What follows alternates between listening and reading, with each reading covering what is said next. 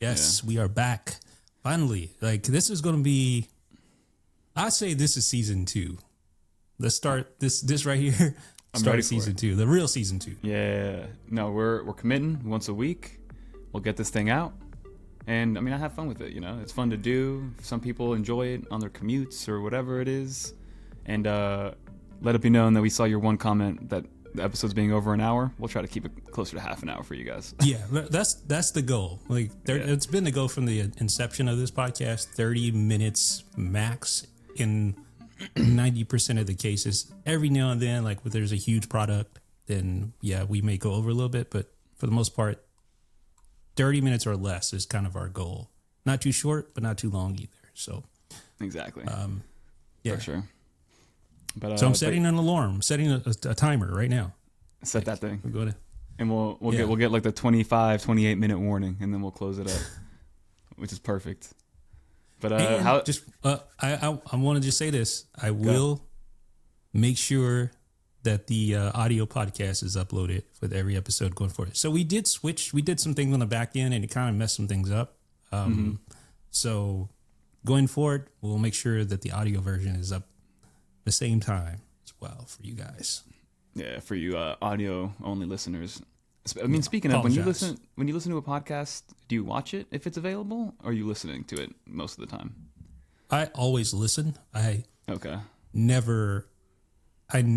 only time I consume podcasts, 99% of the time, is when I'm driving. Like, I don't really do podcasts when, like, in gym or anything like that, because I don't want to hear some dude talk while I'm trying to work out or anything like that. No, for sure. Yeah, I just usually listen to it in the car. That's when and my podcast, I'm not very diversified either.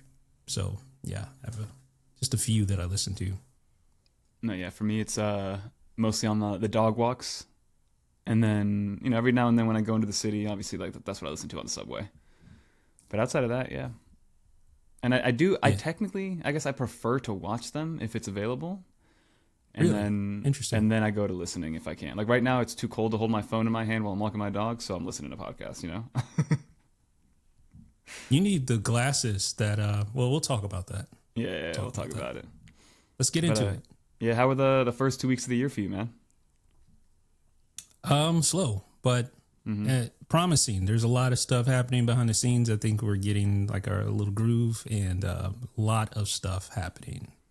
Yeah, a lot of exciting stuff. A lot of new displays to talk about. Of course, on the Apple side, there's a lot going on there software wise. But yeah, it's exciting. I know CES just happened. You just came back from CES. Yeah. First of all, my question to you is, like, can everyone go to CES? Do you have to be, like, invited? How does that work? So, from my understanding and from my firsthand experience, we were lucky enough to have media passes. You know, shout out 9 to 5 Mac. So we got some early looks and some early, like, more private events that we were able to attend on Sunday and Monday. But then Tuesday to Friday is when the floodgates just opened. It was absurd, the amount of people that were coming in. I think anybody can sign up for it, and you can get a paid guest or, like, exhibitor's pass, not exhibitor, like a guest visitor pass. And that's when it's open, quote unquote, to the public, as long as you pay to go for 3 days. Yeah. Yeah. So that's the answer. CES is the biggest, I mean, I think biggest in the world, biggest, like, tech trade show, period. I know NAB is up there. Like, it's extremely crowded. I mean, like you said, the floodgates, like, because it's in the same Las Vegas Convention Center, and it's crazy, right? But I imagine CES is going to be like a whole nother level of craziness. What I saw was, so, I mean, it seems like Starbucks has, like, a monopoly down there. Everywhere you turn and look, there's a Starbucks, which is insane. But every resort that you stay at also has a Starbucks. So I would get Starbucks in the morning. So I got it on Sunday and Monday. No line, no real wait. And then I got downstairs thinking, like, I'd be good, you know, on Tuesday. Yeah, it was it would have been like a 45-minute wait just to get a cup of coffee. For sure. For $9, by the way. Yeah. So is it that Starbucks in, like, the South Hall? What hall were you guys in? So we bounced around, you know, South Hall, Central Hall, then there was the North Hall, but then there's also Like the Venetian has a hall, so a specific casino there has one for the people that aren't aware of how Vegas is, which I'm not very familiar with Vegas. But literally everywhere you turn, there is a Starbucks within like a 10-minute walking distance. And it's crazy. And their lines are out the door. And that's how I knew. On Tuesday, I saw this just like, because it opened up at 9 or I think 10 a.m. is when you were allowed to finally go in. But it was just waves of people that did not stop, and I was dumbfounded on Tuesday. I was like, this is insane, the amount of people that are here. So, but overall, CES was nice. It was cool. Yeah, it's and there's a known thing called the CES flu that a lot of people get. I haven't heard it being that bad this year, but basically, like tons of people get sick just from all the human interaction that you have during that time. It's pretty crazy. So many people. I came prepped in that department. I showered like 3 times a day, hand sanitizer, wash my hands, because the last thing I wanted to do was get sick. So for sure. This is going to be the Fernando show for the most part, because this is like all you at CES talking about what you saw there. Historically, well, at least in the last 15 years or so, I don't know when the last time Apple had a presence at CES, but they traditionally do not have a presence there. But there's a lot of Apple-related stuff to talk about. So I'm looking at your list. iPhone photography and videography, that was obviously a big one. What did you find there that was interesting? So, I mean, that was a big kind of shift, because I went 2 years ago for the first time. And I went with no plan. I was very new to 9to5 Mac. I didn't really know what I was getting myself into. And, I didn't really see much of this iPhone photography stuff back then, even 2 years ago. And this year it was like every brand had something for iPhone photography and videography, right? You had the tripod mounts, you had the gimbals, which have been around for a while. But then now with how compact storage is and how iPhones now have USB-C, again, going back to that floodgates analogy, it just like opened up everything now that iPhone has USB-C. So there was a lot of these rigs and things where you had like 10 things attached to your iPhone to have basically a DSLR in your pocket, right? Obviously, you're never going to get the bokeh effect and stuff like that, but in these well-lit environments where you're just kind of running and gunning, the iPhone's going to be your best situation. And I saw people struggling with their big DSLRs and the giant gimbals. I even saw some guy with you probably know the actual name of it, but they had like almost a backpack on with like almost like an arm. Like a steady cam? Yeah, steady cam going over his head. And I'm like, that looks crazy. I mean, like Doc Ock. Like I gave up on even taking my FX30 or like a small mirrorless camera to any trade shows. Like I've just said, I'm not doing that anymore. I'm doing an iPhone. Like it's just way too, even like a small handheld camera is too much. Yeah. But now, what do you got? I don't know, us? dude. I'm kind of like, I'm kind of into this little guy right here. I don't know if you guys can see it, but the Osmo Pocket 3. This thing, I'm telling you, it's insane the type of footage you can get from this. 10-bit footage. It is, and you can shoot in log. I want one. It's stabilized. It is. I don't know, dude. I'm like, I could possibly do everything with just this one thing. Like, especially at trade shows. I mean, it's a no-brainer to take to those. I was going to bring that up next. There was a lot of those at CES. Oh, really? Yeah, a lot of imagine. the DJI 3, yeah. Because like you said, it's so easy. So good. Yeah, it's so good. It's so good. And you can like hand it to somebody who doesn't even know what they're doing, and all you do is like you flip the screen and it starts recording, and you just like, just point at it, it'll focus itself.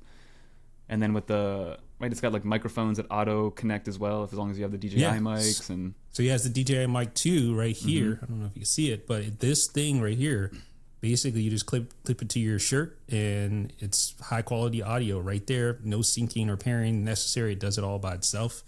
Man, I'm so impressed with this. Battery life is good. It's like you can pull off some really cinematic shots with it too, like crazy shots that would take a huge rig normally, like this big gimbal and a camera, but you're doing it all with this handheld thing, and it's crazy, frankly. No, I definitely want one. For whatever next trade show I go to, I want that, because it would have been great to have and you even mentioned it to me right before I went for just like quick interviews. If I wanted to interview whoever's For sure. talking about the product for, a minute to 2 minutes, just so they can explain it better than I would, just slap the mic on them and then let them talk about it. So You're good. Yeah. That's what I want next. Even for like in studio, like it could be a webcam, like you just hook it up and it's a webcam. But even for like actual like studio quality videos, like I was shooting my studio display for like a review I'm doing, and I was able to pull off some crazy cinematic looking shots with this thing. It's insane. Like how much was that thing? Because when I looked at it, I looked for it a couple months ago because I saw a friend had it. And it was sold out. Stock. Yeah, it was out of stock. You can only get it like secondhand, almost like a StockX thing, like you're paying double for it. This it's back in stock pretty much everywhere now, and I think there's 2 bundles. There's the first one, I believe, is like $4.99, and then the second one is like the creator combo with all the extra stuff. That's probably not technically worth it, but that's like $6.69 or something crazy. But I mean, this could easily replace your mirrorless camera.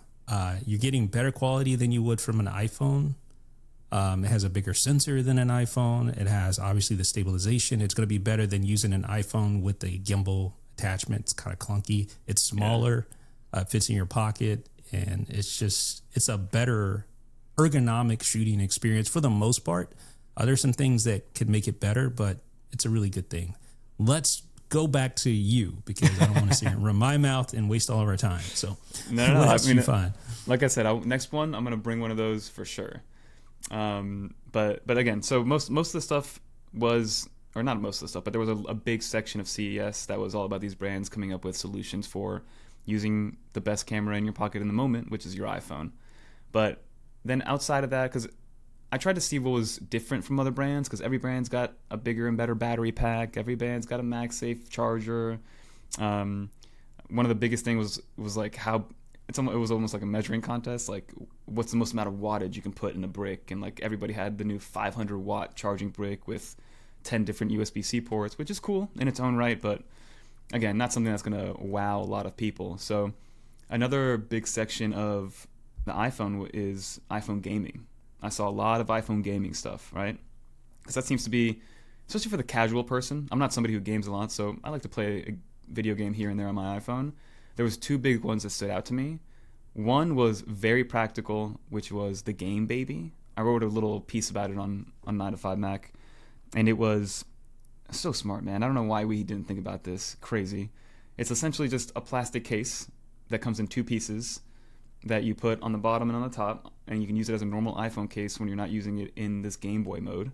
And then when you want to go into GameBoy mode, you just take the bottom, flip it over, put it onto the screen itself, and there's no Bluetooth, no Wi-Fi, there's no wireless connectivity. It's all done with, that material that's on the end of pens that the phones recognize?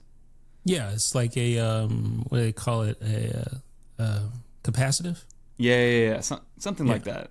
So they basically put that inside of the case itself for the buttons, and then you download a specific skin for like Delta Emulator, and then you have physical buttons to play all your retro games on Delta Emulator. $25. And it works really well? It works well. It works very well. I mean, especially for the games that I would play Pokemon, so there's no like speed, there's no like jamming a button or anything like that. So for that, it's fine. Like, I didn't test out like a crazy shooting game where you need to be quick with it, but I didn't feel any lag. So something as easy as that, again, it just makes me think like, we should have thought of that, man. We would have been swimming in it, I like the name Game Baby. Yeah, right? And the next one, which I thought was very cool, was the M-Con Switchblade, which was basically... I saw that. You saw that, right? It's you connect it to the back of your phone via MagSafe. It connects via Bluetooth when you are using it.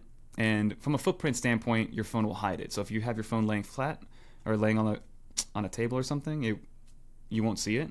But then you literally just press a button, and then it switches, again, the Switchblade. It'll like move your phone forward, and then out pops out a game controller. You have 2 little handles that also prop out for ergonomics. And then you have a full-on like Xbox, PlayStation level controller that's connected via MagSafe physically to your phone. Super easy, super simple. And the way that it was a very satisfying thing to see happen over and over again. So those were very cool that I saw. And then the last thing that I really wanted to bring up, Apple related, and then I kind of want you to talk about the 6K display because I know you know a little bit more, was that everybody and their mother was integrating Find My into every single product that they could, which I guess makes sense because I think now the barrier to entry from a cost perspective is a lot lower for them to license that kind of stuff. It's a lot easier now with the Find My item integration that's been updated with iOS 18. But I'm talking wallets, dog collars, backpacks, battery banks, anything is just techified now with a Find My module. And now what's cool is that they're all rechargeable wirelessly via MagSafe.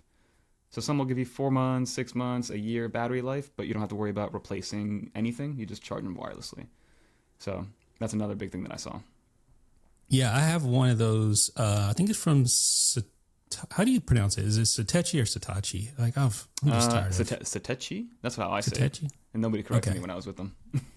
Okay. All right. Yeah. We'll go with that, Satechi. But I think their passport holder, which is Find My enabled, which is cool because like that's the last thing you want to do is lose your passport when you're in a different country. So for sure. I think that makes a lot of sense. I'm just waiting for a Find My device for your Find My device.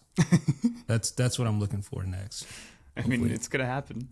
If anything, like my whole thing with the MagSafe wallet, which are Find My enabled, it's like the purpose of the wallet is to be on your phone. So if you lose the wallet, you probably lost your phone, and then what? You know? Yeah. Very true. But and then last thing, mentioning Satechi, they are coming out with their Mac Mini Hub in mid-February, which I'm very excited for. I got a first-hand look at that one. And it's everything that you would want out of a little perfectly made, perfectly machined, something that would come from Apple. You just put it on the bottom of the new Mac Mini. Gives you, I believe, 3 USB-A ports, 2 of them fast, 1 slow, SD card reader, and an SSD enclosure on the bottom, which is cool. Okay, so how do you interact with the power button? They left, which they were telling me that they patented this design, which I didn't know you could patent something so... Something that like allows you to press the button from the opposite side? No, they literally just like cut out a piece on the back left corner of this hub so your finger could fit in it. Oh. That's all it was. It wasn't anything special, but I mean, it's hidden. I was thinking it'd be cool if they engineered something to where it would like you press the back of it and it would somehow use some sort of like spring mechanism to press the actual button. So right now I'm going to move my camera here. If you can see my little Mac Mini. Oh yeah. My little Mac Mini Pro thing. That little that's cute. That little button thing that's sticking out, that is what you're describing. Oh, so cool. Yeah. So it's like spring loaded and you just press it down to turn it off and on. That's really neat. I like that little guy. But yeah, it's cool. Huh. I don't know. I definitely was surprised how much I like it. And it stays cool. And then this one also has, this wasn't at CES, but it's just something that I got. It also has a space on the top of it for another SSD enclosure that this company makes, which I don't have. Yeah. Very neat. What won't they think of next?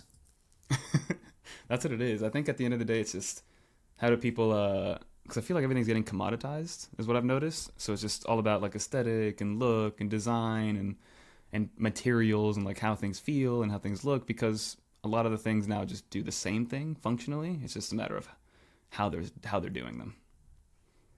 Yep. Yeah. For sure.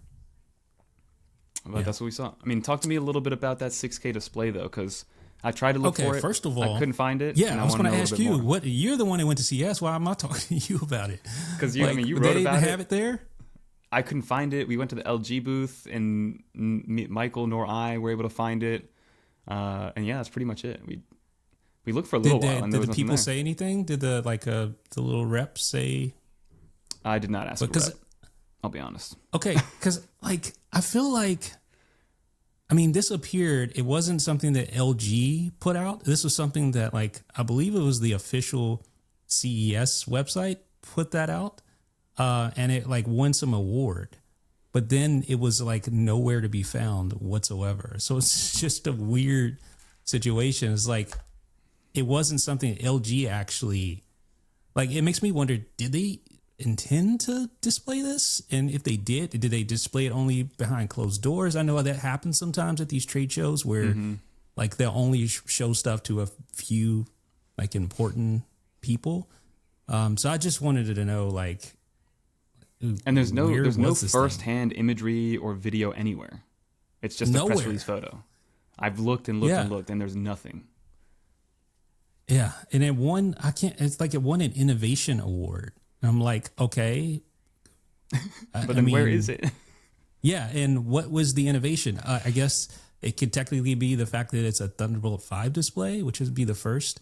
So, I mean, I guess that's the innovation, but really, like, anyway, this display looks amazing on on this press photo, but actually having it in hand is going to tell a different story, maybe, or maybe not. Maybe it'll actually live up to its looks. But the thing that stands out immediately, just when looking at this press photo, is the fact that there's almost no bezel. Like, it's all display, and it's a 32-inch display, and it is stunning looking. It looks like it's made of all aluminum. Even the stand sort of has that pro stand look from the Pro Display XDR.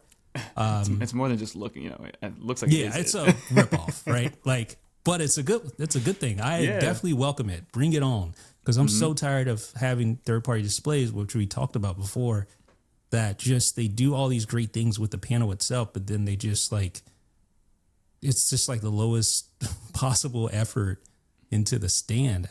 That it's like that's a big part of the experience, in my opinion. Like, the stand is what holds this thing, so you should really put some effort into that. And it looks like LG did that with this UltraFine 6K. Yeah, I mean, let's see if one of us at some point A can get some video of it, or B get our hands on it, something along those lines. Because this is the only picture I've seen. This front view and side view. Yeah, so just an overview of it. It's a 6K display. It's unclear as to what the actual resolution is because they don't talk about it, but I would think it would be similar to Apple's 6016 by 3384 resolution, although LG does make another panel for the 6K Ultra Sharp from Dell, and that resolution is 6144 by 3456. So it could be either one of those, but the PPI is going to be somewhere close to 218 pixels per inch at 32 inches. Here's the thing, though. Like, this is a IPS black display, so it is not mini LED. It's not OLED. So contrast ratio and color accuracy are probably not going to be the reason you would purchase this. Like, if you need a color accurate monitor, this only has 99.9% of Adobe RGB and 98% of DCI P3. So you're not getting, it's like the Pro Display XDR is still in a completely different league when it comes to color reproduction. Are they mini LED or no? What's that? The Pro Display XDR? Yes. Okay. Yes. Yeah. That being said, it's going to be I would imagine it would be way more cost effective for this display. But nonetheless, it looks compelling. If you're not someone who does graphic design, you don't really care about being, the color accuracy to that degree, this could be a huge bang for your buck. It lives up to the hype. Yeah. Which there really isn't any because LG hasn't talked about it, but I don't even know who. It's just weird, right? I don't even know how this got out or what the I don't know. Because LG had a huge presence at CES, a huge presence, but it was mostly around their TVs and their smart home and their appliances and stuff like that. There was, did they have any phones out there? I don't even think they had any phones this year. Do they make phones still? I guess not, right? Yeah, I mean, I know they used to, but man, their phones were really bad back then. For sure. I think they ended it with that wing phone. So the thing here, the biggest question for this display, I think, is not so much the color reproduction or anything like that. It's the refresh rate. I think people want to know, is this a 60 hertz panel? Because if so, that would be pretty disappointing. Or is it a 120 hertz panel, which would perfectly match up with the Pro Motion displays in our MacBooks? That would be huge. With Thunderbolt 5, it's obviously possible, especially, I think I did the math on that. So a 6K display at 120 hertz would require approximately 80 gigabits a second of bandwidth, and Thunderbolt 5 supports 80 gigabits of bidirectional data. So it could be possible, and that's not even taking into account display stream compression or anything like that. Yeah. So I don't know. We'll see. I guess that's what we're trying to say. We'll see. Yeah, we'll see. And once we know, we'll let you guys know right away, because we're just as curious as you are, to be honest. Yeah, I definitely am.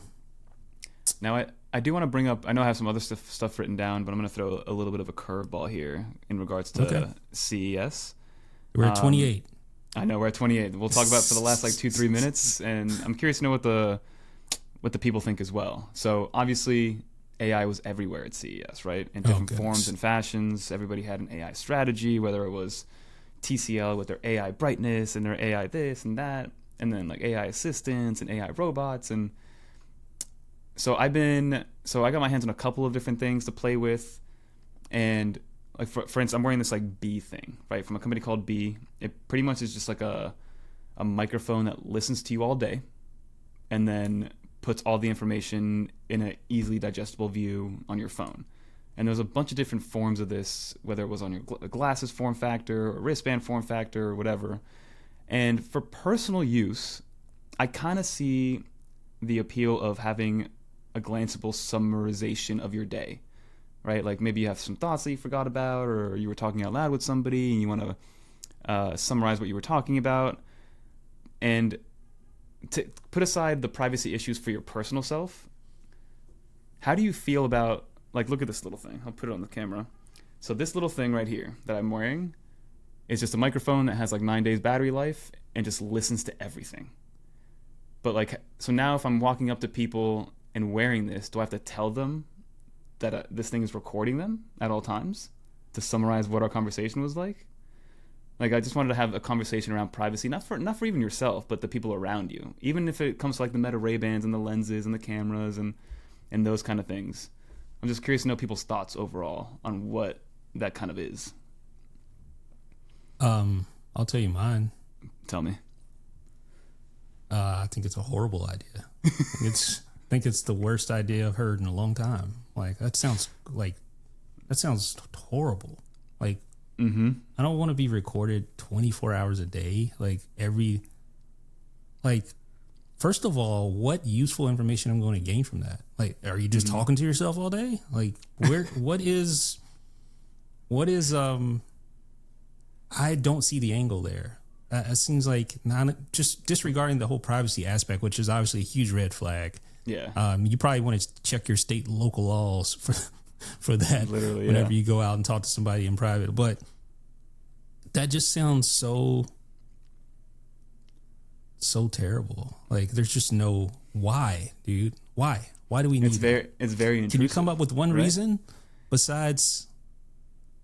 Like, I understand maybe the appeal of wanting to summarize a meeting or something with somebody else, but they would have to know what's going on. And this doesn't tell anybody what's going on. It's just like always on. You can turn off the microphone if you want to, but for the most part, for it to do what it's supposed to do, the microphone has to be on and listening. So is it like syncing with an app?